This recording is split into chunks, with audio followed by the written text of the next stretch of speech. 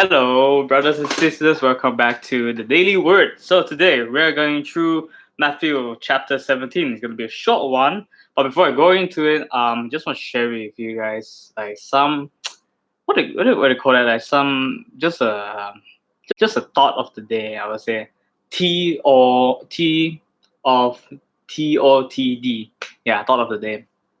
So I just finished a chapter from the Purpose Driven Life today, and then there's this thought that keep coming into my mind, like um, the chapter keeps telling us that we should the commandment is to serve Jesus, serve serve God by serving people, um, and then serve God. I don't know how do you put that. So I have this thought in my mind. Um, I I'm not sure where does it come from lah, but it just feels that like I just it's so hard to put it in words though. Like I feel like we humans are quite rebellious when it comes to like serving someone. Because we don't feel like we don't want to serve someone. We want to serve ourselves.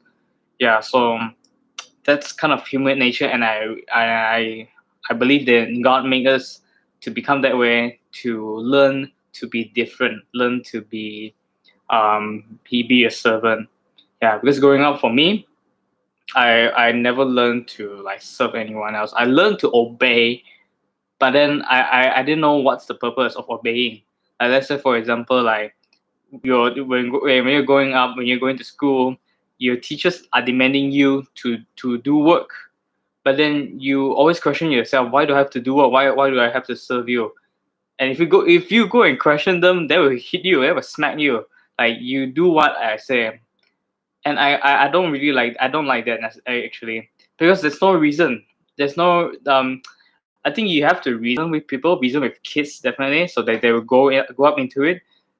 Because like my mom, I told you guys before, like my mom and dad were divorced, and my when there's this time where I was talking over the phone with my mom, and I told her that when we are small, me and my brother, we don't really know what's the reason behind the divorce, and it stays with us for the longest time until now.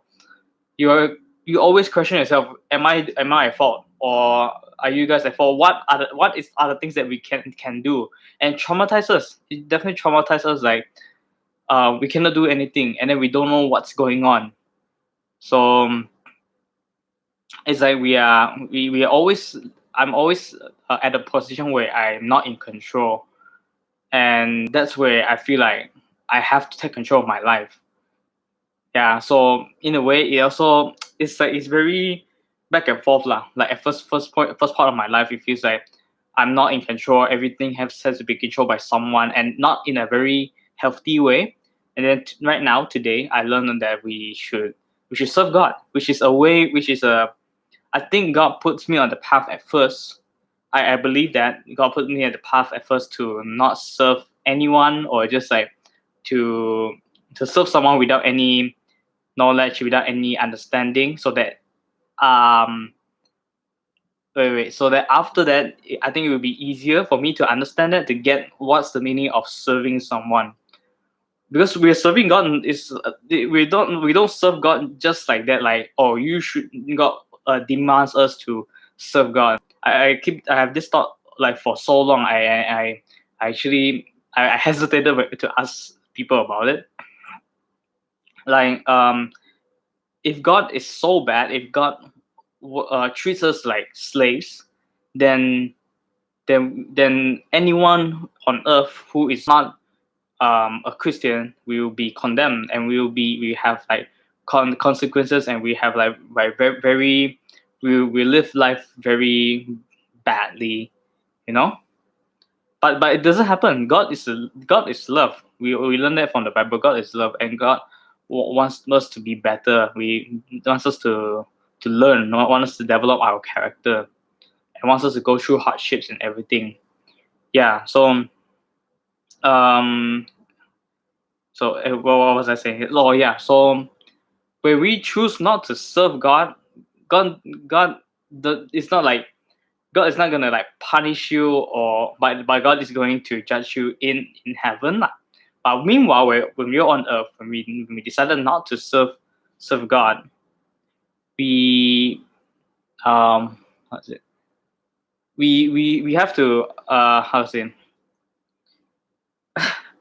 Wait, hold on. This is a very long, kind of deep thought lah. Okay, to start off this episode, yeah.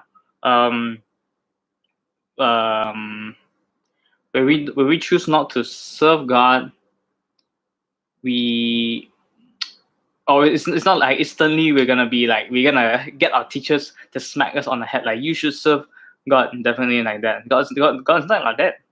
Yeah. So as I learn, after I know about this, after I learn about this, it feels more safer to serve God than not to serve at all. Yeah, because like we were taught, like I said, we were taught as kids, when we don't serve our teachers, when we don't make our teachers happy, we're gonna get smacked on the head. We're gonna get punishments. That's how we were brought up, and I think that I believe that's something that we should definitely eliminate. We don't promote fear to the kids to grow out to become like this kid. Okay, we promote a healthy communication, healthy relationship with them. Like make them know what are they serving for, and then why do I smack you? Why do you have to make me happy? Like if you like, okay, sometimes we think about the time when you're in school. If you don't want to do your homework, think about that time, that rebellious times when you don't want to do your homework and then you get punishment. Why do you don't want to do your homework? Is it because the teacher doesn't teach you in the right way, or you don't really understand, or you're just lazy, or whatever is the case, or you're just not interested? Yeah. So like after growing up, after school, right, I realized that interest is really something that is how to say, is something unique lah. Yeah. Sometimes people with our interests and feelings, we don't feel like doing our homework. We're not interested in doing our homework. Yeah. So like in some cases, I believe there's a few or more Christians on earth will be like, I don't feel like worshiping God. I don't feel like believing in God. I'm not interested in believing in God. Yeah. So it's the it's the same principle. It's the same principle that we have been taught for the longest time. And I would say for until now, I found out the secret sauce. The secret sauce in eliminating all the feelings, eliminate all the thoughts into this. Like when you don't feel like doing something, we don't feel like you wanna, okay, like today I'm not feel like doing the stream. I'm not interested in doing the stream today. That's when I have to how to say, that's where I mentioned in the first few episodes. I have to find the fun. I have to find the fun in doing this. I find the fun, like let's say just the smallest detail. Find the fun of looking at my face when you're talking to the camera like that. I find the fun in like sharing thoughts with you guys like this, documenting my thoughts here. So in the future, like in the years to come, I have a documentation of my video here, and people can look back into this video, and I can never look back. My kids can look back into this video. I thought about this. This is fun. It's fun to look back at these kind of things. So when I thought of that, I applied it to everything that I do. I applied it to reading the Bible. I find the fun in reading the Bible. Right now, the thing that's making me making me it's easier to read the Bible is applying speed reading. That's something you guys can look into. I applied that to the books that I'm reading right now, and I can say I gone through the book that I'm reading right now. I don't want to show it here. This it's quite a vulgar title lah. Yeah. So but then the book, the details, everything I want to learn. I want to go through the book. So I read almost half of the book in 2 days, and that's like more than how more than the amount of reading that I did this year. Because I never picked up a book this year, and this is the only book that I picked up after I learned speed reading. I got interested into reading because of speed reading. I find something else to make me become more motivated in a way to do something. I guess that's what we're trying to find. Like in everything that we do, have to find something to motivate us. But if we don't find it, if something is I'll sum it up with this like it's important to you, then you find your way. And something is not important to you, then you have to really think carefully. Like let's say for example, if worshiping God is not important to you, then you should question yourself why. Why is that not important to you? Maybe you don't understand it. Maybe you're not interested in it. Yeah. So if you're not interested in it, then you can find your way. Okay. You can find your ways. Like I can tell you honestly, like first when I was introduced into this what do you call this like into when I was introduced about Jesus, like someone introduced Jesus to me, I wasn't interested. I can say honestly, I wasn't interested. And then I forget about it like days after someone introduced it to me. It just didn't get to me yet. But then I would say and I would say my friends, my Christian friends, are really patient with me. They didn't force me at all. They just let me be, and they were taught so well from the church and from Jesus and from God, like to be patient, and then one day I will be able to see the gospel, see the greatness in God. Because where was it? Yeah, it's from the purpose driven life as well as from the Bible. There are in this life there are seasons and there are times. Like this season right now where we're doing this MCO things, it's a season. It's gonna pass. Everything that's going on in our lives is going to pass. There's a season in it. It's not gonna repeat itself. Yeah, there's always something new coming out. Yeah, so um so yeah, that's my season of being introduced to Jesus, being introduced to God. That moment is like, how to say, I think it's a very defining moment in my life of becoming a believer. Because after that I was I know that I believe that Jesus existed. I believe in Jesus. I believe that God existed as well. Um, but then I didn't go for any worship. I didn't do anything about it. I just know about it. I have the knowledge, and then I would say that's also a blessing as well in disguise, that I didn't know about it until now. That I will later in life be introduced more deeper into who Jesus is, who is God, and what is our purpose here in life? Why God save? Why Jesus save us? Why God gives us life? Yeah. So yeah, it's definitely God's plan to introduce Jesus to me, even even as a non-believer, even as a very rebellious kid. But it's timed perfectly, and it's every detail in our lives is timed perfectly. Every action that we do, God already knows. God already plans it well. Like you can imagine the smallest details, from me lifting up my hands, from me talking like this. Imagine the big stuff. Imagine the big stuff that God has planned for us. Yeah, God has planned like this second for me to move my mouth right now. Yeah, God has planned this one viewer to watch this video. It's just amazing. So imagine, so God is interested in our lives, even to the smallest detail. Imagine the biggest details and the biggest depressions, the biggest hurt that we have. God is interested in that. Yeah. So we always have to keep this in mind. Um.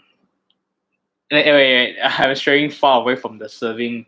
Yeah. I think I already ended part lah. Yeah. Like, um, when you don't, or like when you don't feel like it, you find something to help you out. That's why the Bible emphasizes a lot on fellowship, in like having a spiritual partner or having a spiritual group, going to church.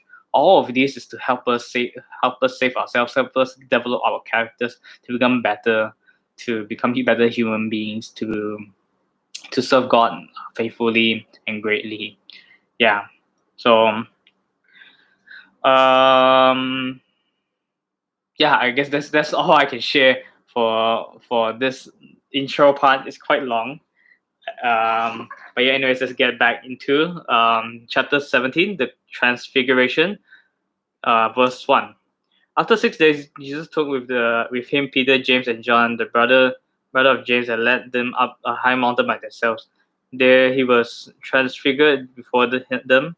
His face shone like the sun, and his clothes became as white as the light. Just then he appeared before them, Moses and Elijah talking with Jesus. Peter said to Jesus, Lord, it is good for us to be here. If you wish, I will put up 3 shelters, one for you, one for Moses, and one for Elijah. While he was speaking, a bright cloud covered them, and a voice from the cloud said, This is my son, whom I love. With him I am pleased. Listen to him. When the disciples heard this, they fell face down to the ground, terrified. But Jesus came and touched them. Get up, he said, don't be afraid. When they looked up, they saw no one except Jesus. As they were coming down the mountains, Jesus instructed them, Don't tell anyone what you have seen, till the Son of Man has been raised from the dead. The disciples asked him, Why then do the teachers of the law say that Elijah must come first? Jesus said, To be sure, Elijah comes and will restore all things. But I tell you, Elijah has already come, and they did not recognize him, but have done to him everything they wish. The same way the Son of Man is going to suffer at their hands. The disciples understood that he was talking to them about John the Baptist. Jesus heals a demon-possessed boy. When they came to the crowd, a man approached Jesus and knelt before him. Lord, have mercy on my son, he said. He has seizures and is suffering greatly. He often falls into the fire or into the water. I brought him to your disciples, but they could not heal him. You unbelieving and perverse generation, Jesus replied. How long shall I stay with you? How long shall I put up with you? Bring the boy here to me. Jesus rebuked the demon, and it came out of the boy, and he was healed at the moment. Then the disciples came to Jesus in private and asked, Why couldn't we drive it out? He replied, Because you have so little faith. Truly I tell you, if you have faith as small as the mustard seed, you can say to this mountain, Move from here to there. And if you move, nothing will be impossible for you. Jesus predicts his death a second time. When they came together in Galilee, he said to them, The Son of Man is going to be delivered into the hands of men. They will kill him, and on the 3rd day he will be raised to life. And the disciples were filled with grief. The temple tax. After Jesus and his disciples arrived in Capernaum, the collectors of the 2 drachma temple tax came to Peter and asked, Doesn't your teacher pay the temple tax? Yes, he does. He replied. When Peter came into the house, Jesus was the first to speak. What do you think, Simon? He asked. From whom do the kings of the earth collect duty and taxes? From their own children or from others? From others, Peter answered. Then the children are exempt. Jesus said to him, But so that we may not cause offense, to go to the lake and throw out your line. Take the first fish you can catch, open its mouth, and you will find 4 drachma coin. Take it and give it to them for my tax and yours. Amen. Well, okay. So the first part, the transfiguration, is the moment where Jesus and the three disciples, right? His disciples were at the mountain, top of the mountain, and then God announced that Jesus was his son, who God loves. And everyone was afraid. The disciples fell face down because they were terrified. And Jesus told them to get up and don't be afraid. And when you have seen, be sure, but have done to him everything they wish. Has already come, and they did not recognize him. Have done to him everything they wish. This part I also don't really understand, actually. I would say maybe sometimes we are afraid. Like I said at first, the first part of the video, sometimes we have doubts. We have doubts about serving God, or let's say we are followers of Jesus. Then sometimes we are afraid, but Jesus wants us not to be afraid. Jesus wants us to get up. Don't be afraid. Yeah, so I would say something like that. Yeah. And then Jesus heals a demon-possessed boy. Yeah, so from this part, it's actually so connected to the chapter that I read today about the it's about what was it? It's about Wait, hold on. Oh, then and this sentence was mentioned in the book. Like most of the miracles that happens is when Jesus was interrupted. So this part, Jesus was interrupted by a man approached Jesus and kneeled before him, and then his boy, because his boy is demon possessed, and he wants Jesus to cast away the demon. And then Jesus did say they cannot cast out the demon because don't have enough faith. They have small faith. So and Jesus said that even with a small amount of faith, we will be able to move a mountain.